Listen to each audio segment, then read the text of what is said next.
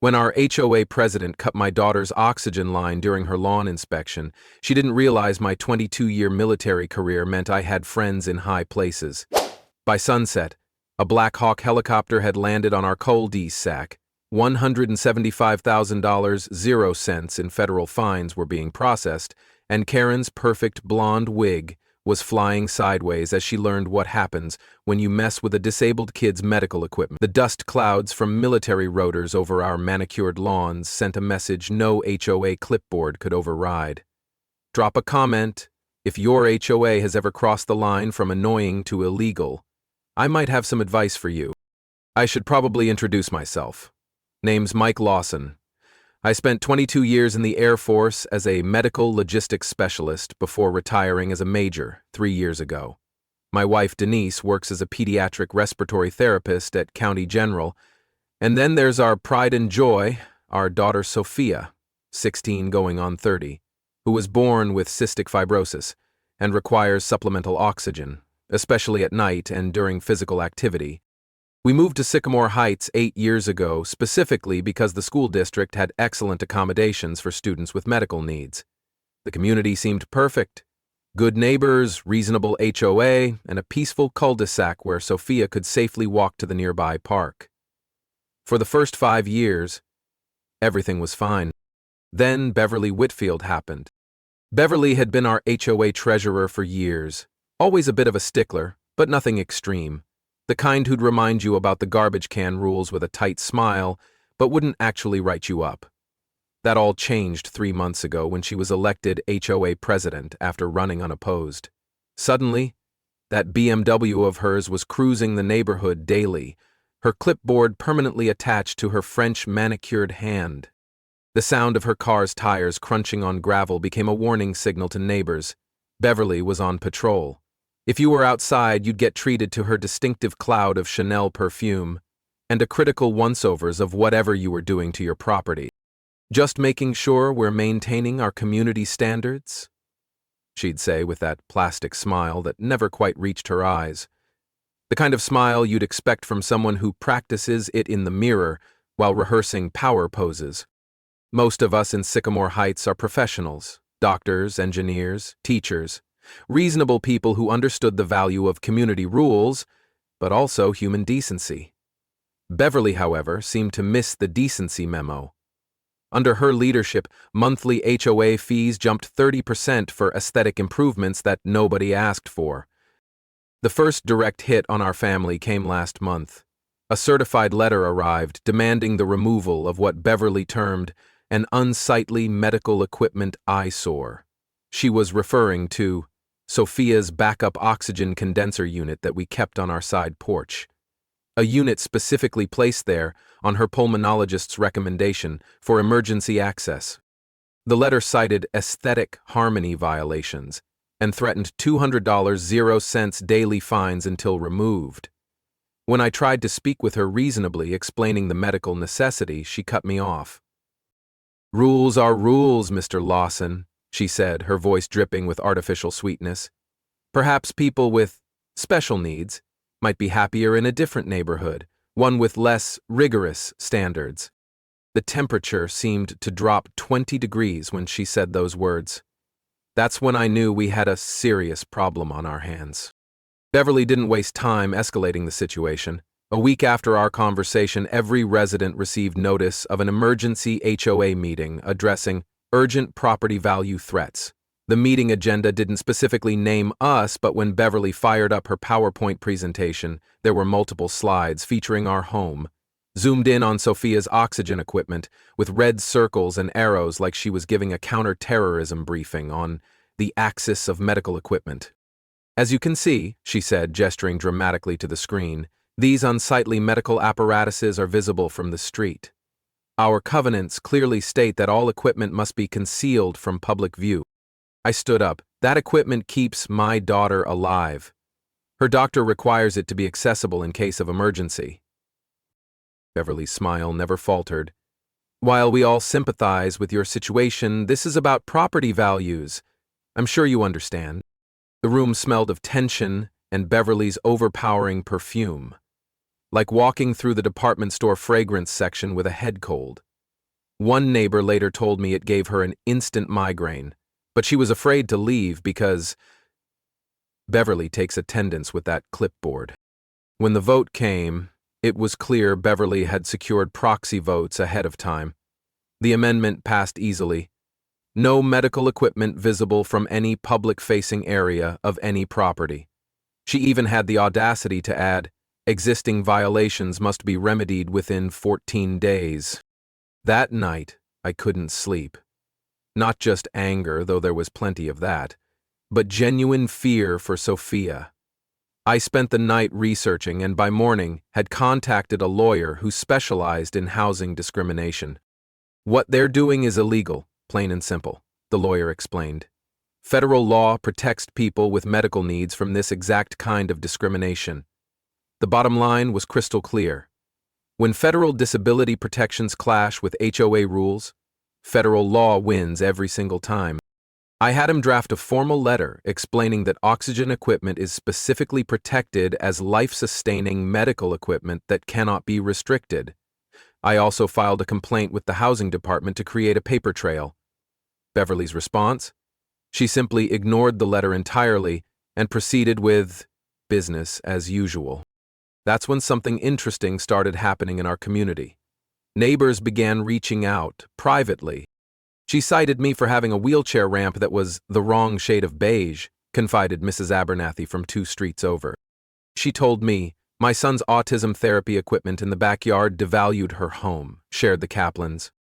Others were too afraid to speak openly but dropped off supportive notes or texted messages of solidarity.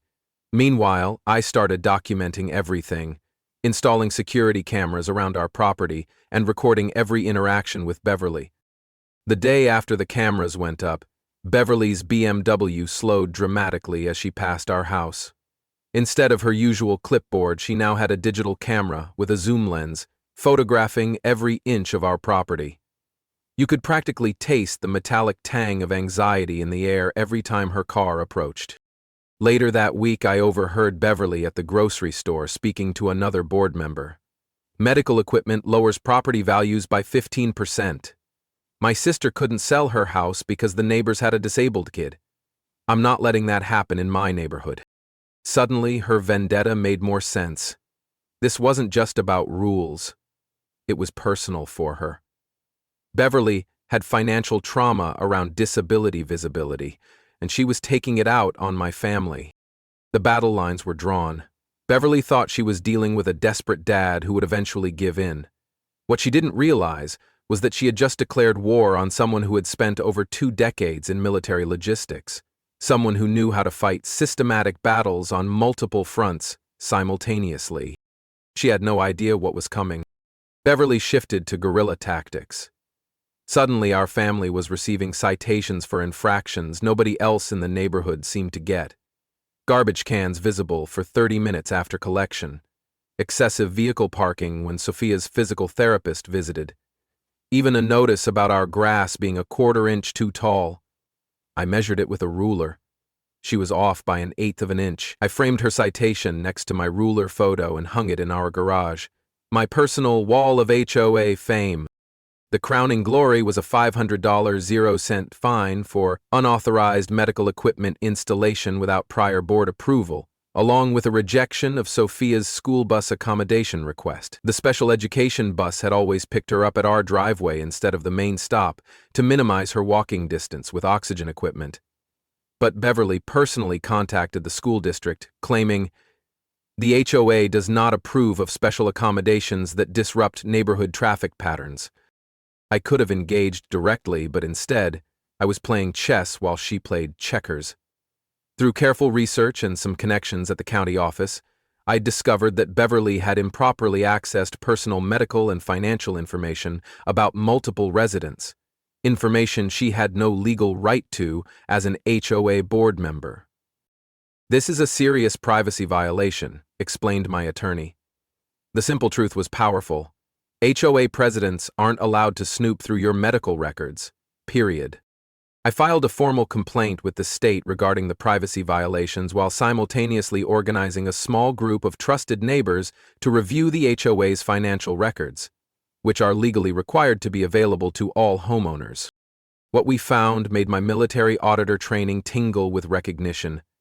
There were numerous questionable expenditures that coincidentally aligned with Beverly's recent home renovation. Landscaping services that seemed to only benefit properties on her street, consultant fees to a company that shared an address with her sister, and thousands spent on administrative supplies with no receipts. Either Beverly buys her paper clips from Tiffany's, or something fishy is happening with our HOA funds, I told the group. Everyone laughed, but the implications were serious. This went beyond harassment into potential financial impropriety. The neighbors who'd been afraid to speak out started meeting discreetly, first at the local coffee shop, then in my garage. 3 other families with medical needs shared similar harassment stories. A respiratory therapist who worked with my wife offered to provide expert testimony about the necessity of Sophia's equipment setup. I created an anonymous Facebook group for neighborhood residents to share their experiences with Beverly's regime. The stories poured in. Selective enforcement against families she personally disliked, arbitrary denials of improvement requests, approval of her friends' projects that clearly violated guidelines. She made me paint my front door 3 times because the shade of blue wasn't appropriately nautical, while her friend has a literal purple door with yellow polka dots, wrote one neighbor. She refused my backyard gazebo for excessive height, but approved her tennis buddy's 2-story playhouse, shared another. At the community pool that weekend, the whispered conversations would stop abruptly whenever Beverly approached, only to resume the moment she left. The water seemed to chill several degrees when she entered the pool area, clipboard still somehow in hand, taking notes on unauthorized pool toys and improper swim attire. "Ma'am, that clipboard isn't rated for pool use," I couldn't resist saying. "It might violate our water safety regulations." She glared at me, but several parents snorted with barely suppressed laughter. Beverly thought she was building her power. She didn't realize she was actually building our case. The situation exploded on a Tuesday afternoon. Sophia was doing her doctor-recommended water therapy in our backyard pool, a gentle exercise regimen that helps clear her lungs while building stamina. She uses a special extended oxygen line that runs from her equipment inside the house out to the pool area, all installed by medical professionals and inspected regularly. I was on a work call when I heard shouting.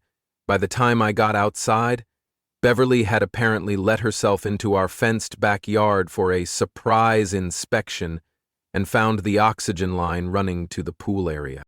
"This is an unauthorized modification to property visible from adjacent lots," she declared, waving a copy of HOA regulations. Before anyone could respond, she pulled out garden shears and deliberately cut the oxygen line. The alarms on Sophia's monitors started blaring immediately. Her oxygen saturation plummeted as she struggled to get out of the pool, gasping for air. I called 911 while rushing to get her backup equipment. Denise, who fortunately was just arriving home from her hospital shift, ran to stabilize our daughter. The cold metal of the emergency oxygen tank, the hiss of the regulator, and Sophia's frightened gasps for breath are sounds that will haunt me forever. Beverly stood there, garden shears still in hand, actually citing the regulation number she claimed we were violating, while my daughter was fighting to breathe. Once Sophia was stabilized and the ambulance arrived, something in me shifted. The military commander I'd been for 2 decades took over. I made 2 calls, first to our lawyer, then to my former commanding officer, who now worked at the Pentagon overseeing medical logistics regulations. "She did what?" Colonel Richardson's voice boomed through the phone. "Mike, what she just did isn't just an HOA violation, it's a federal crime. Tampering with prescribed medical equipment is classified as a felony with serious penalties." The legal facts were stark. Under federal law, willfully tampering with required medical equipment is classified as a felony offense, with penalties up to 20 years imprisonment if it results in serious bodily injury. Cutting an oxygen line absolutely qualifies as tampering that could lead to serious injury or death. While Denise stayed with Sophia at the hospital for overnight observation, I activated my network of military contacts in healthcare regulation and medical law enforcement. By morning, The machinery of federal investigation was already grinding into motion. That's when Beverly made her final mistake. Rather than apologizing or backing down, she doubled down, sending an official notice that the Lawson family must remove all medical equipment visible from any angle within 24 hours or face immediate legal action from the HOA. The notice arrived while I was sitting in the hospital with Sophia, whose doctor had documented the incident as life-threatening equipment tampering. My phone buzzed with a text from Colonel Richardson. Special resources dispatched. ETA tomorrow, hold position. In the hospital room, with the rhythmic beeping of monitors providing the percussion to my thoughts, I realized this had moved far beyond an HOA dispute. The antiseptic smell of the hospital room reminded me of deployments where we'd protected medical supply lines as matters of national security. Beverly had no idea she'd just stepped from the world of petty HOA politics into the realm of federal criminal investigation. The game changed completely the next morning. As I was bringing Sophia home from the hospital, my phone rang. Major Davis, from Military Intelligence, a former colleague who'd transitioned to civilian oversight of medical equipment security. Mike, you're not going to believe what we found on your HOA president, he said. She's operating under false credentials. That hospital administrator background she claims? Complete fabrication. She was actually fired from Memorial Hospital 5 years ago for insurance fraud, trying to bill for medical equipment that was never provided to patients. I nearly dropped the phone. Are you serious? Dead serious. She's been rejected by 3 other HOAs because of failed background checks. Somehow your association never ran one. There's more. She's currently on probation for financial fraud. The pieces were falling into place. Beverly couldn't legally serve on boards handling substantial funds while on probation. Everything she'd done as president could potentially be invalidated. The financial angle gets worse, Major Davis continued. Her house is underwater. She owes more than it's worth. Our investigation found evidence she's been getting kickbacks from HOA vendors. That's likely why your fees suddenly increased. My mind was racing. So she targeted us because we found her sister's social media posts complaining about how medical equipment in her neighborhood ruined her home's value. When Beverly's sister tried to sell her house last year, the sale fell through because buyers were uncomfortable with the oxygen equipment visible at the neighbor's home. Beverly's been on a personal crusade since then. So this isn't just about rules, it's about her family's financial trauma around visible disabilities. Exactly. She's specifically gone after 3 other families with visible medical needs in different communities. It appears to be deliberate, pushing out residents who might require accommodations that she perceives as affecting property values. Talk about messed up priorities, I muttered. She'd rather endanger a child's life than risk property values? Some people value dollars over decency, Major Davis replied. But here's where it gets interesting. She's been telling people she was a hospital administrator to build credibility for her medical opinions about your daughter's equipment. That's fraud, Mike. Impersonating a medical authority to justify actions against a disabled minor? The doorbell rang. When I opened it, 2 federal agents in suits stood there, alongside a military police officer I recognized from my last posting. Major Lawson, the MP said with a nod. We need to discuss the incident involving your daughter's medical equipment. This has triggered multiple federal jurisdiction responses. The power dynamics had completely shifted. What Beverly didn't understand when she cut that oxygen line was that, in the military, medical equipment supply lines are treated with the seriousness of ammunition logistics. And I had spent my career building a network dedicated to protecting them. As we sat in my living room, reviewing the evidence, my phone kept buzzing with messages from increasingly high-ranking officials. The oxygen line cutting had activated a response protocol for medical equipment tampering, a protocol I had helped design years earlier. Sir, said one of the federal agents, given the pattern of discrimination and the deliberate tampering with life-supporting medical equipment, we're prepared to offer special assistance. I looked at Sophia still using her backup oxygen system and made my decision. It's time to end this, not just for us, but for everyone she's targeted. The military term for what we were about to do had a simple name: overwhelming force. Reviewing the evidence, my phone kept buzzing with messages from increasingly high-ranking officials. The oxygen line cutting had activated a classified response protocol for medical equipment tampering, a protocol I had helped design years earlier. "Sir," said one of the federal agents, "given the pattern of discrimination and the deliberate tampering with life-supporting medical equipment, we're prepared to offer special assistance." I looked at Sophia, still using her backup oxygen system, and made my decision. It's time to end this. Not just for us, but for everyone she's targeted. The military term for what we were about to do had a simple name: overwhelming force. The next 48 hours were a blur of activity. My former Air Force medical logistics team, scattered across the country but still tight-knit, volunteered support immediately. 3 retired JAG officers offered pro bono legal assistance, reviewing every document and building a case that would withstand any scrutiny. A local news reporter whose child had similar medical needs reached out after hearing whispers about the incident. I asked her to hold the story temporarily, promising exclusivity when the time was right. Meanwhile, a national disability rights organization provided extensive documentation of similar cases and offered expert witnesses. The most surprising call came from Captain Reyes, who now commanded a military helicopter unit that had served under me during my last deployment.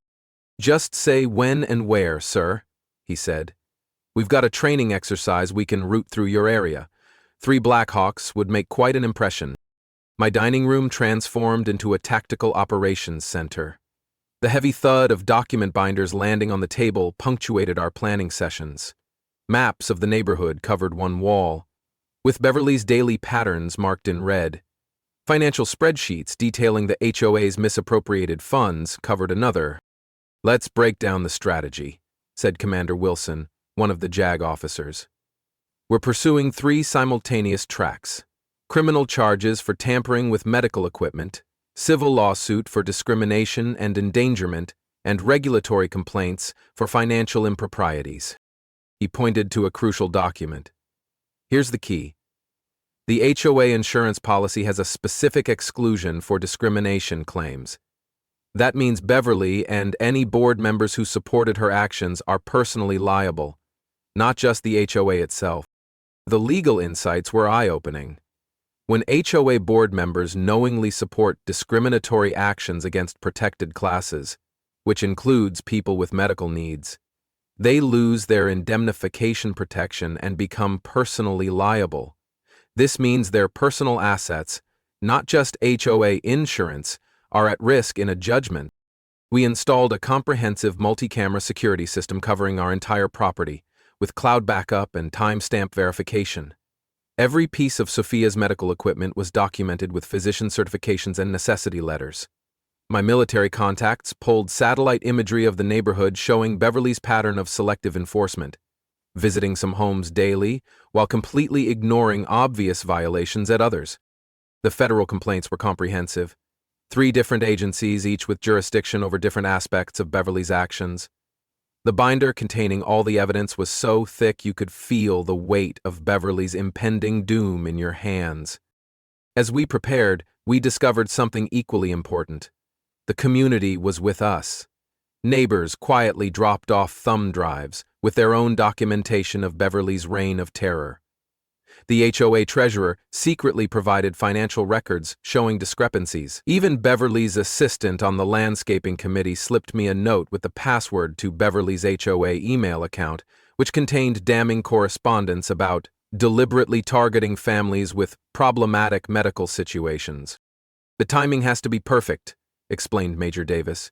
"We'll coordinate with the Federal Medical Equipment Task Force to be on standby. Captain Reyes will have the helicopters ready for their training exercise. We'll wait for Beverly's next scheduled inspection, which, according to her calendar she just emailed the board about, is tomorrow at 3 p.m. The plan had military precision. Media contacts were prepped but on hold, legal teams positioned throughout the neighborhood, and federal authorities standing by. The sweet scent of justice was in the air, replacing the antiseptic hospital smell that had lingered in my nostrils. Beverly thought she was dealing with a desperate father, She had no idea she was actually facing a coordinated federal response to what had become, in the eyes of the law, a hate crime against a disabled minor. Beverly must have sensed something was happening. Like a cornered animal, she lashed out with increasing desperation. First came an emergency board meeting notice, where she attempted to push through a vote to begin eviction proceedings against our family for creating a hostile environment for the board. When several board members questioned the legality, she shocked everyone by arriving the next day with two men from HOA Security Solutions, a private security firm she'd hired without board approval to enforce HOA regulations. The men, wearing pseudo-police uniforms and standing aggressively with arms crossed, created an atmosphere that silenced most opposition. Later that day, I discovered she'd sent a letter to my employer, suggesting I was exhibiting unstable and potentially violent behavior that warranted workplace intervention. The smear campaign expanded to include rumors that Sophia's oxygen equipment was actually being used for drug production, a claim so outrageous that even Beverly's staunchest supporters began distancing themselves. The most alarming escalation came when our hospital contacts informed us that someone claiming to be from the HOA legal department had attempted to access Sophia's medical records, claiming they needed to verify the medical necessity of her equipment. Throughout all this, I maintained an appearance of being intimidated and overwhelmed, exactly what Beverly expected. Meanwhile, my military contacts were monitoring her every move. The private security firm she'd hired was now being investigated for operating without proper licensing. The Medical Ethics Board had been notified about her false claims regarding Sophia's equipment. The soft clicking of keyboard keys as I documented each new violation became almost meditative, each click bringing Beverly one step closer to her downfall. The federal authorities asked me to allow her to continue her self-destruction rather than confronting her directly. "Let her build the case against herself," advised Agent Terrell. "Each action she's taking is another count in the indictment." The community's reaction was telling. At the neighborhood pool, the Beverly Loyalists section was noticeably emptier. The HOA treasurer called me from a burner phone, offering to provide testimony about financial irregularities in exchange for immunity. Two board members abruptly resigned, citing personal reasons. But one whispered to me at the grocery store, "I can't be associated with what she's doing to your daughter." Even more telling were the hushed conversations that stopped when Beverly's BMW cruised by, no longer out of fear, but because neighbors were discussing the rumors of federal investigation. Some had noticed unusual vehicles parked at the community entrance, men in suits making notes, and unfamiliar delivery trucks that never seemed to deliver anything. Beverly's inner circle was crumbling. Her chief ally on the board, who had initially supported all her actions against us, approached me as I walked Sophia to the mailbox. "Listen," he said, nervously glancing around. "I had no idea she was going to cut the oxygen line. That crossed a line I never agreed to. If there's any investigation, I want it known I opposed that action." The rats were leaving the sinking ship. Beverly, however, seemed oblivious to the water rising around her ankles. In fact, she was about to make her final, fatal mistake. Beverly's breaking point came suddenly. A colleague at the courthouse tipped her off about the military investigation, sending her into a panic. Security cameras captured her arriving at the HOA office at 1:30 a.m., removing boxes of documents and loading them into her BMW. The next morning, a special emergency meeting notice appeared on doors scheduled for that same evening, violating the 48-hour notice requirement in the HOA bylaws. What she didn't know was that every document she thought she was destroying had already been backed up by our team. Every email she deleted was being forwarded to federal investigators in real time. The financial records she attempted to alter had already been preserved with blockchain verification. Most damning of all was her attempt to transfer $80,000, 0 cents, from the HOA reserve account to her personal account. A transaction that appeared to go through, but was actually being monitored by banking investigators who had been alerted by our team. The morning of what would become known in neighborhood legend as Black Hawk Day, Beverly made her last desperate move, filing paperwork to place a lien on our home for unpaid fines and HOA violations totaling $42,500.00. The courthouse clerk, already briefed by federal authorities, processed the paperwork while covertly marking it for review. All the while, I maintained the appearance of a defeated homeowner. When Beverly drove by, I made sure to look worried, even hurrying inside as if avoiding her.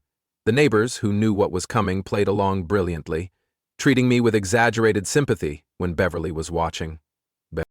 Just a few more hours, I texted our support team. Operation Breath Easy is green-lit for 1,600 hours. At the nearby military base, the faint rumble of helicopter engines being tested could be heard, a sound that would soon become much more prominent in our neighborhood. Federal authorities had moved into position around Sycamore Heights, disguised as landscapers, delivery drivers, and utility workers. The medical equipment investigators had set up a command post in a neighbor's home, who was away on vacation. At 3:45 p.m., exactly as our intelligence suggested she would, Beverly arrived at our home with her private security team and 2 board members who still supported her. She had a document in hand, titled Final Notice of Confiscation and Removal. "Mr. Lawson," she announced with a triumphant smile that reeked of artificial sweetener, "we are here to enforce the HOA regulations regarding unauthorized medical equipment. You have refused to comply with multiple notices." I stood in the doorway, blocking her entry. "Beverly, that equipment is protecting my daughter's life. You're making a serious mistake." "The mistake was yours," she snapped, her voice rising. "This neighborhood has standards. Your failure to maintain them affects all our property values." She signaled to the security guards. "We have the authority to enter and remove violations under Section 8.3 of the Covenant." When I refused to move, she physically pushed past me, causing me to stumble backward. Denise, who had been recording everything, gasped as Beverly headed straight for Sophia's room, where her main oxygen unit was located. "I'm confiscating this equipment now," Beverly declared. "If your daughter actually needs it, you can pick it up from the HOA office after paying your fines." The moment had arrived. The trap was sprung. Beverly and her security team surrounded the front of our house, while her 2 remaining board supporters blocked our driveway. Neighbors, sensing something was happening, began emerging from their homes. Cell phones appeared, recording the confrontation.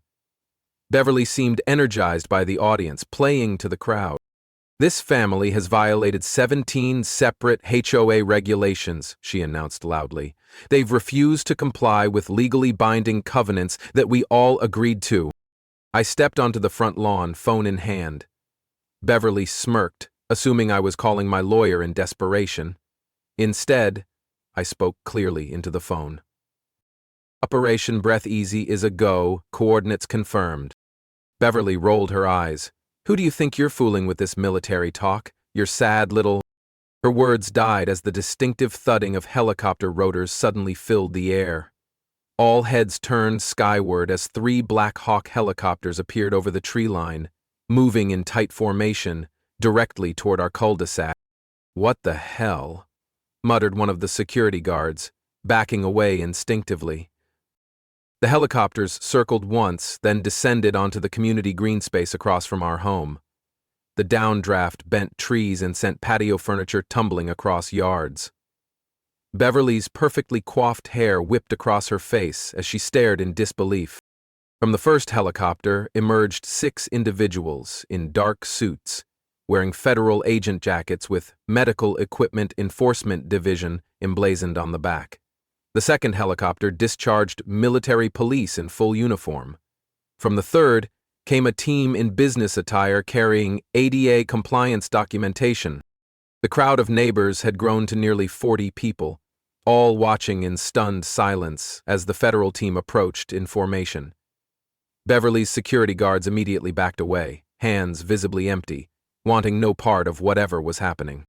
"Everly Whitfield," announced the lead federal agent, displaying credentials. "I'm Agent Carter with the Federal Medical Equipment Protection Unit. We are conducting an investigation into multiple federal violations regarding the intentional tampering with and discrimination against protected medical equipment. Beverly's face drained of color. This is a civil HOA matter. You have no jurisdiction here. Ma'am, intentionally cutting an oxygen line for a disabled minor is a federal crime with a potential 20-year sentence, replied Agent Carter, her voice carrying across the now silent neighborhood. Add in the pattern of discrimination against federally protected classes, financial fraud, impersonation of medical authority, and attempted extortion. We have 11 separate federal charges prepared. As if on cue, another agent stepped forward. We're processing initial fines totaling $175,000 under the Medical Equipment Protection Act and ADA violation statutes. When Beverly turned to flee toward her BMW, 2 military police officers smoothly intercepted her. Ma'am, please remain in place during the service of federal documents. Neighbors had formed a complete circle around the scene, phones recording everything. Several were live streaming the event. A news van from the local affiliate had somehow already appeared at the neighborhood entrance.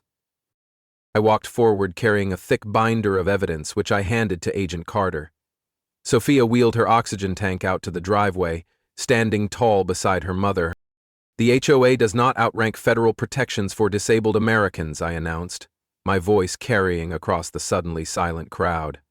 This isn't about lawn ornaments or property values. It's about my daughter's right to breathe. The statement hung in the air like a physical thing. Beverly stood frozen, her face a mask of disbelief as handcuffs appeared. The clicking sound as they closed around her wrists seemed to echo across the neighborhood. This is absurd, Beverly finally sputtered, looking desperately at her remaining supporters, who were quickly backing away from her. I was protecting our community standards. No, replied Agent Carter. You were committing federal hate crimes against a disabled minor. There's a significant difference. As Beverly was escorted toward one of the helicopters, the sweet silence of her speechlessness was broken only by the sound of spontaneous applause that rippled through the gathered neighbors. Beverly's removal from our community in the military police vehicle marked the beginning of Sycamore Heights' healing process. Within hours, an emergency HOA meeting was convened, with federal observers present. The first order of business, suspending all of Beverly's discriminatory rules, pending full review. When nominations were opened for interim HOA president, I was surprised to hear my name called from multiple directions simultaneously. The vote was unanimous, even from board members who had previously supported Beverly but now claimed they'd been misled about the legal implications. The immediate aftermath brought a cascade of revelations.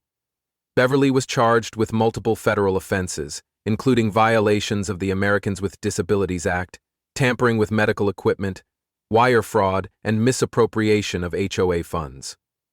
The final judgment ordered her to pay $215,000 in combined fines and restitution, with the majority allocated to disability access improvements throughout our community.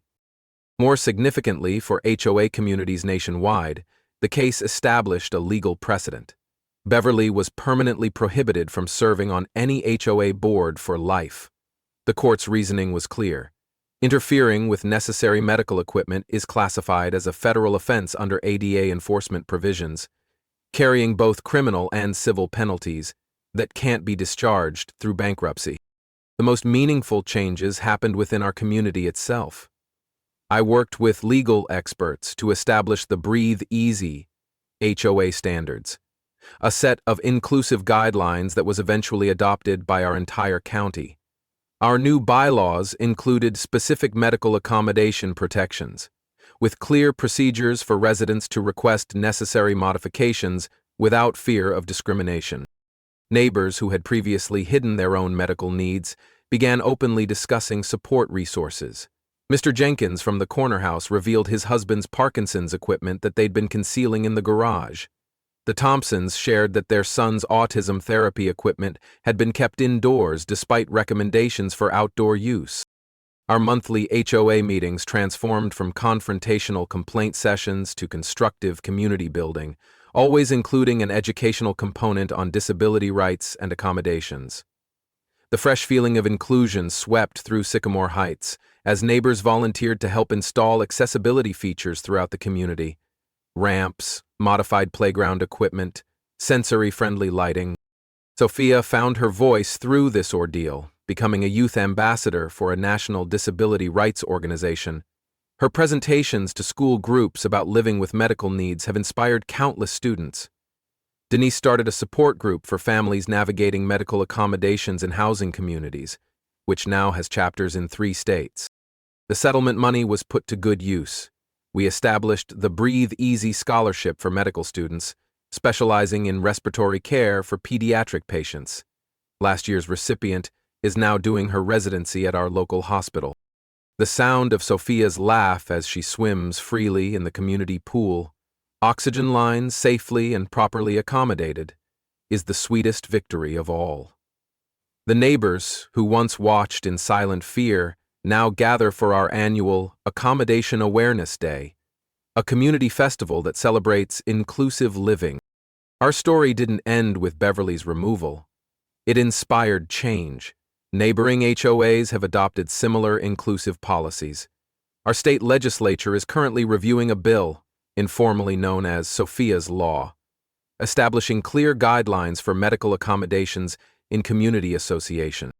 My military contacts created a formal program assisting veterans with HOA disputes nationwide, particularly those involving medical equipment and disability accommodations. The warmth of new friendships formed through shared adversity has transformed our neighborhood, from a collection of houses into a true community.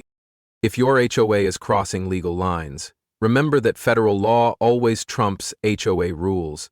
No covenant or restriction can override the Americans with Disabilities Act or Fair Housing Act protections. Share your HOA nightmare stories in the comments. I'm still helping families fight back. And don't forget to subscribe for next week's story about how we turned our HOA's ridiculous fence height restriction into a $30,000 0-cents community garden project that CNN featured last month. Sometimes standing your ground isn't just about protecting your family. It's about changing the world for everyone who comes after you.